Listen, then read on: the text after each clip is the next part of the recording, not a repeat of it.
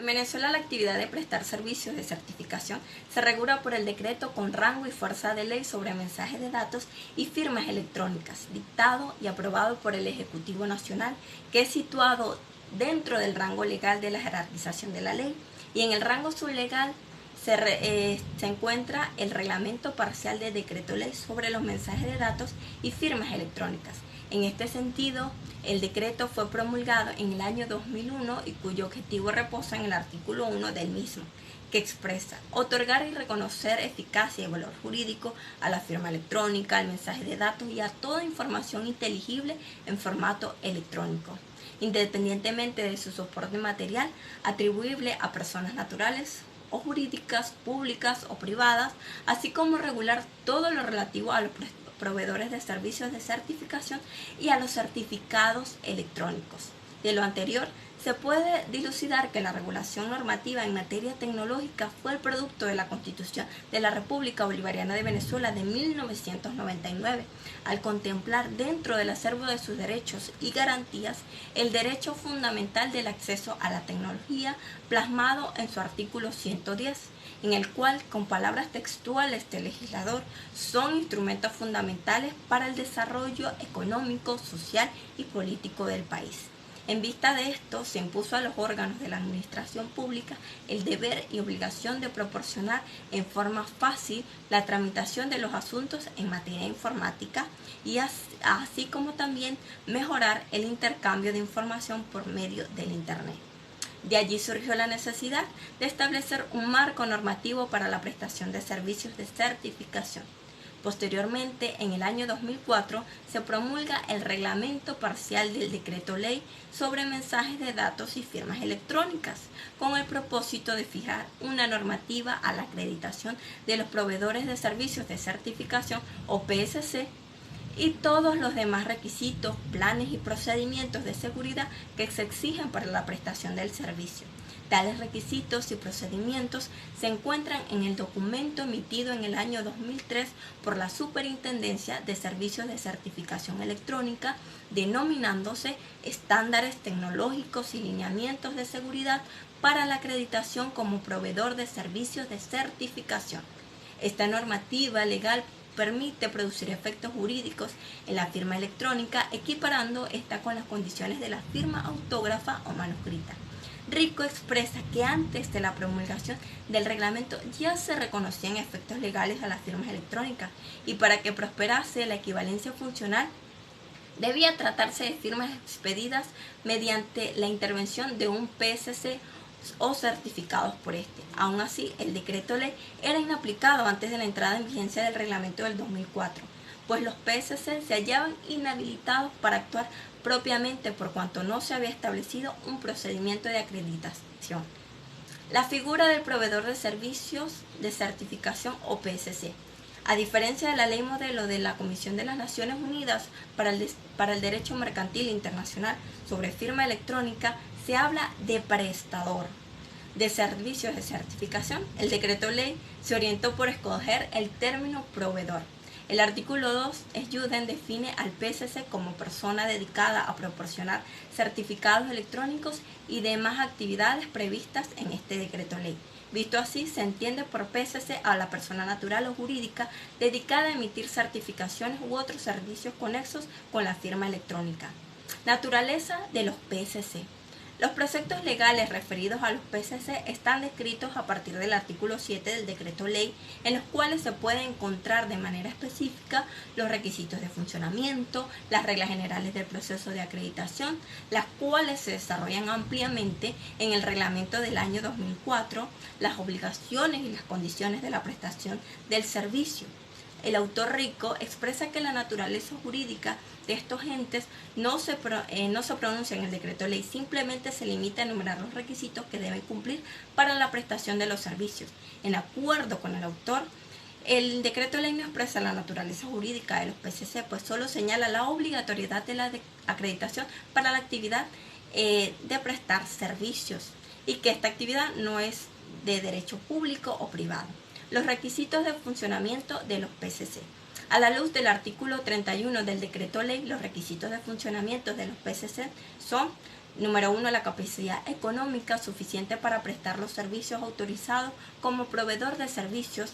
En el caso de organismos públicos, estos deberán contar con un presupuesto de gastos y de ingresos que permitan el desarrollo de esta actividad, y los demás que señala el artículo ya mencionado.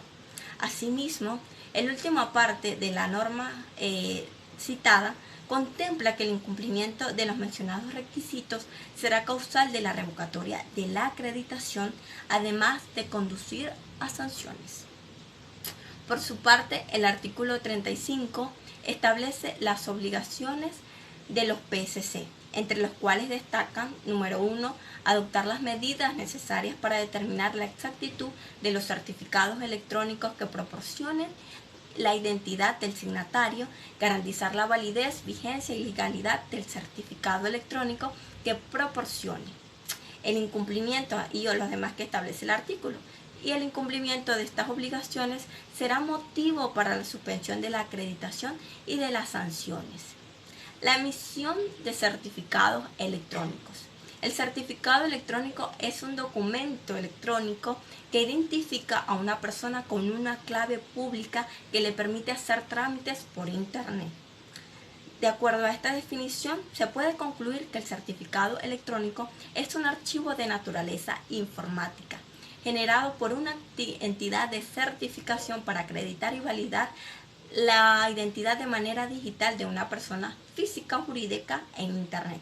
Por su parte, el legislador estableció en el artículo 38 del decreto ley lo siguiente: el certificado electrónico garantiza la autoría de la firma electrónica, así como la integridad del mensaje de datos. El certificado electrónico no confiere la autenticidad o fe pública que conforme a la ley otorgan los funcionarios públicos a los actos, documentos y certificaciones que con tal carácter se suscriban. En este orden de ideas, es necesario destacar que el certificado electrónico tiene algunas ventajas, como el ahorrar papel y espacio para guardar la documentación. También es que asegura la confiabilidad y protección de la información y permite la realización de trámites de manera inmediata desde cualquier momento y lugar.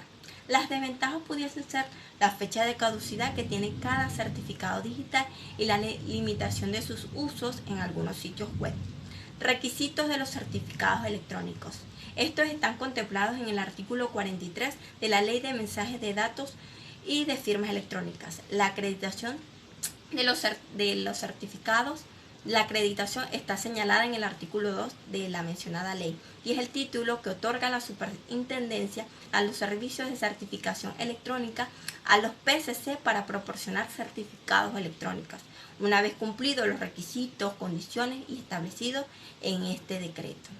Tal disposición se puede perfectamente concatenar con el artículo 32 Student, donde se habla de los requisitos y del procedimiento que deben seguir el PSC y la Superintendencia de Servicios de Certificación Electrónica para otorgar la acreditación. Las obligaciones y responsabilidades de los usuarios de los certificados se encuentran en el artículo 19 del decreto, donde se establece número 1, actuar con diligencia para evitar el uso no autorizado de la firma electrónica y notificar a su proveedor de servicios de certificación que su firma electrónica ha sido controlada por terceros no autorizados o indebidamente utilizada cuando tenga conocimiento de ello. El signatario que no cumpla con las obligaciones antes señaladas será responsable de consecuencias del uso no autorizado de la firma electrónica. Bendecido día, estimado profesor. Mi nombre es Crisler Azuán. A modo de continuación, es importante resaltar que según Varela, los contratos electrónicos se definen como aquellos arreglos de voluntades celebrados a través de medios electrónicos por los cuales las partes, ya sean dos o más sujetos, establecen obligaciones exigibles de manera voluntaria. En base a esta definición, se puede señalar que los contratos electrónicos son contratos que se celebran como cualquier otro tipo de contratos, solo que estos se forman o se originan utilizando herramientas electrónicas. El mismo autor establece algunas características del contrato electrónico. Entre ellas están la número 1, que todas las operaciones se llevan a cabo por medio de contratos electrónicos, por medios electrónicos. La número 2 establece que es irrelevante el lugar donde estén las partes. La número 3 establece que no hay registro en papel. Y la número 4 establece que es menor el tiempo para efectuarse las transacciones. Por otra parte, en cuanto a la formación del contrato por medios electrónicos, se puede manifestar que el contrato electrónico se forma por la transmisión a través de redes abiertas de ordenadoras que tengan que ver con la oferta y con la aceptación. Además de esto, resulta imperativo expresar que este tipo de contratos puede ser creado por el intercambio de correos electrónicos e incluso en página web, que permiten formar contratos jurídicamente válidos.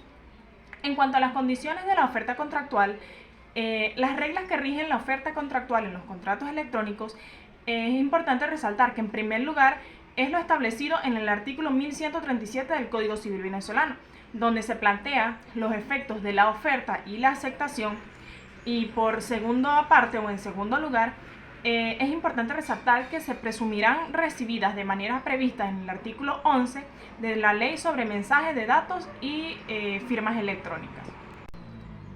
En cuanto al momento y el lugar de la formación del contrato electrónico, López y Miranda señalan que en cuanto al momento en que han de reputarse perfeccionados los contratos electrónicos, se rigen por las reglas generales. Estas son reglas aplicables en materia de contratos entre distantes. Dicho en otras palabras o desde otro punto de vista, aunque las partes se encuentren en lugares distintos, se presume el conocimiento desde que el ofertante conoce la aceptación o desde que por otra manera haciéndola de vuelta o aceptante no puede ignorarla, ya que de lo contrario incurriría en mala fe. Por su parte, el cumplimiento del contrato electrónico se especifica o se puede mencionar que el mismo se puede cumplir de varias maneras. Por ejemplo, con la entrega de los bienes inmateriales o bienes materiales, de igual manera pudiendo la entrega ser inmediata o no, depende de lo que acuerden las partes. Ya por último, en cuanto a los medios de pagos electrónicos, cabe destacar que los mismos son aquellos en donde se realizan transacciones económicas o se realizan pagos usando dispositivos electrónicos, o desde otro punto de vista, son aquellos en los que se intercambia dinero por redes en telecomunicaciones o de internet. Por su parte, el labrador elaboró una clasificación o categoría de los medios de pago, entre los cuales destacan las tarjetas electrónicas y los monederos electrónicos. Buen día, soy Estefanía Bendaño y hoy me compete abordar el tema número 18, el cual es el referente a la protección de los usuarios en Internet. Cuando se nos habla de protección a los usuarios de Internet, se nos hace referencia a la seguridad informática, la cual comprende la seguridad en los navegadores y la seguridad en la red, lo cual es de vital importancia para el hombre, pues pasa gran parte de su vida dentro de la red. Las principales amenazas de Internet son la piratería, los virus maliciosos y el robo de identidad. Es oportuno traer a colación la sentencia número 13 y 18 de la Sala Constitucional del TCJ de fecha 4 de agosto del 2011, en el cual se establece que en la actualidad no existe un marco legal que regule en forma sistematizada la protección de datos. Sin embargo, del texto constitucional se derivan condiciones mínimas de garantías al derecho a la protección de datos personales. En atención a este criterio jurisprudencial, se puede destacar que si bien es cierto que la regulación normativa encaminada a la protección de datos personales es muy poca en el ordenamiento jurídico, de la Carta Magna se encuentran algunos términos generales aplicables a los sistemas de bases de datos personales electrónicos.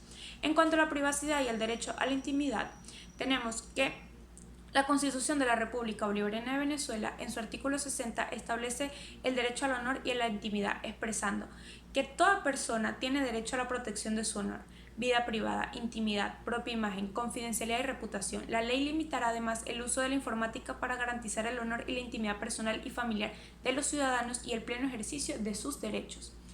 Podemos observar que de esta disposición constitucional se establece la limitación de la informática para resguardar el honor y la intimidad de todos los ciudadanos. Ahora bien, con respecto a la protección de datos de carácter personal, de acuerdo al Informe de Privacidad y Datos Penales de Venezuela del año 2022, desde el 2012 no se registran otros precedentes en el plano normativo que impulsen avances en la protección de datos personales en el orden interno. Y esto es una situación preocupante respecto a esta temática, y es que actualmente el Sistema de Información Central de Riesgos no cuenta con una regulación legal que proteja de manera sistemática los datos personales. Por otro lado, la Ley sobre protección a la privacidad de las comunicaciones representa para muchos una amenaza a la privacidad y confidencialidad de los datos de índole personal, por cuanto faculta al Estado para inmiscuirse sin ningún tipo de garantía y control en los datos personales en los procesos penales. Más allá, en Venezuela se han registrado casos donde se viola el derecho a la privacidad y se incide en el acceso indebido a la información personal. Tal es el caso de las detenciones del año 2020 por publicaciones hechas a través de WhatsApp y acceso ilegal a equipo tecnológico como celulares mediante el uso de la fuerza por los cuerpos de seguridad del Estado. Ahora bien, el usuario como consumidor. Tenemos que un usuario es toda aquella persona que se conecta a Internet o que utiliza ordenadores. Además, el usuario también se convierte en un consumidor porque éste generalmente adquiere bienes o contrata servicios por medios electrónicos. En cuanto a la normativa aplicable a los usuarios, tenemos que para ellos es aplicable la Constitución Nacional, el Código Civil, el Código de Comercio, la Ley Orgánica de Telecomunicaciones y la Ley Orgánica de Protección al Consumidor y el Usuario. Y el Reglamento para la Protección de los Derechos de los Usuarios en la prestación de los servicios de telecomunicaciones, entre otros. En cuanto a la resolución de conflictos del Internet, sabemos que el Internet es una herramienta que ha traído muchas innovaciones para el ámbito jurídico, el cual se ha estudiado lo que son los medios para la resolución de los conflictos que ha traído esta tecnología. Entre ellos encontramos lo que es el arbitraje y la mediación como un medio o una forma de resolver todas aquellas controversias que genera esta tecnología en cuanto al ámbito social. En cuanto a los problemas de jurisdicción, como sabemos, el Internet es una tecnología que se extiende mucho más allá de la frontera de nuestro país y por esa razón existe el problema en cuanto a la jurisdicción para aplicarla en cuanto a las controversias que surjan a raíz de esta tecnología. Es por eso que muchos países han estudiado este punto. En cuanto al sistema de arbitraje, sabemos que este sistema es como un medio de solución frente a esas controversias que existen o que surgen por la tecnología del Internet. Este medio de arbitraje lo conseguimos en nuestro artículo 253 de nuestra Constitución y tiene como finalidad resolver todas aquellas controversias de una manera rápida y eficaz por las partes que se encuentran involucradas en la misma. Debemos tener presente que existe el arbitraje comercial y el arbitraje virtual. El primero de ellos hace mención a un procedimiento extrajudicial que realizan las partes con la finalidad de resolver todos aquellos conflictos y controversias de carácter mercantil. Este lo encontramos estipulado en el artículo 5 de la Ley de Arbitraje Comercial. El arbitraje virtual. Este es un proceso que se realiza por vía virtual, donde las partes designan un tercero para que se encargue de la documentación y para la solución de la controversia que existe entre las partes que se ha generado por medio de la web, pero que es de índole comercial. Tema 20. La criminalidad en Internet y los delitos informáticos. La criminalidad en Internet se constituye como una nueva modalidad de hechos delictivos, los cuales presentan una conducta que son reprochables por la sociedad y por las leyes. Todo esto dentro del ámbito de la informática. Ahora bien, ante tal situación, se ha visto la necesidad de crear una nueva tutela penal donde se vean afrontados estos hechos. Por otro lado, el delito informático se define como un tipo penal que tiene lugar por el uso de los medios informáticos y a su vez es objeto de un reproche de culpabilidad. Este delito informático presenta tres características. El primero es que va evolucionando según sea su entorno. La segunda es que son hechos que son cometidos de forma rápida y sencilla. Y la tercera es que son difíciles de comprobar. Por otro lado, la Ley Especial contra los Delitos Informáticos, en su artículo número 1, el objeto de esta ley explica que son prever y sancionar todos aquellos delitos que son cometidos frente a los sistemas informáticos. Y a su vez también es prevenir y sancionar todos aquellos delitos que sean cometidos mediante el uso de estos medios informáticos. Asimismo, es necesario señalar que también en su artículo número 3 se presente el principio de extraterritorialidad, que explica que todos aquellos delitos usando medios informáticos o contra medios informáticos que hayan sido cometidos fuera de la República serán sancionados por el país si no han sido juzgados por un tercero.